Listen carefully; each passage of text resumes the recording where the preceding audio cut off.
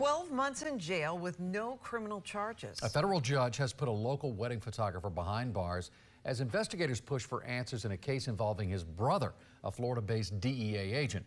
Well, tonight the man caught in the middle is talking to us. 8 on your side investigator Walton Buteau has that story. Ethan, Stacy, Michael Zimberos had no prior criminal record. He'd never spent time in jail until federal investigators started looking into allegations against his DEA agent brother. That's when the Pasco County wedding photographer found himself caught in a criminal crossfire. After the cell doors slammed behind Pinellas County Jail razor wire, reality hit Michael Zimberos hard. I mean, I saw a guy die in there. It got worse after one inmate thought he was an undercover officer. And he's like, hey, man, you're a cop, and I'm going to bash your skull in. This starts 6 years ago with the federal investigation of former Miami-based DEA agent Jose Irizarry. He pleaded guilty in 2020 to several charges, including money laundering. One of Irizarry's partners was Zimberos' brother, George. That brought the FBI to his front door, but Zimberos told agents he didn't know a lot about his brother's work. I'm like, I don't know what my brother does. I don't know. If you want to know what he does, why don't you go ask the people that work with him? A subpoena was issued for Michael Zimberos just the same, and he was given immunity to testify before a federal grand jury in Tampa. Zimberos' attorney advised him to plead the fifth, fearing perjury charges if he misspoke about details that could have dated back a decade. Did they ever get to what they thought your brother did? No, they couldn't ask me the questions because I would just interrupt the guy and just say, I'm pleading the fifth. But after he declined to testify about his brother, the judge ordered him locked up for civil contempt. They're treating me like a criminal.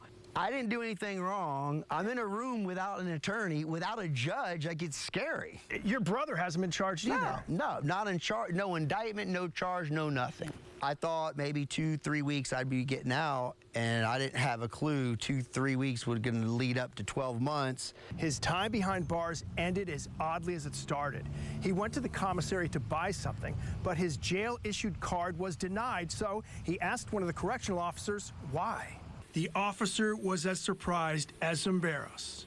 He's, you're out. You're free. You're free. This doesn't happen. Just like that? Just like that. Nobody told you? No one told me. If you hadn't gone to the kiosk, you wouldn't have known. I would have never known. Neither the FBI nor the Department of Justice would comment on the case.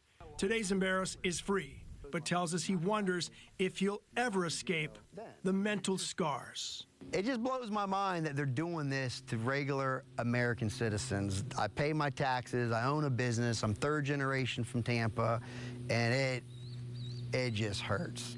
It hurts.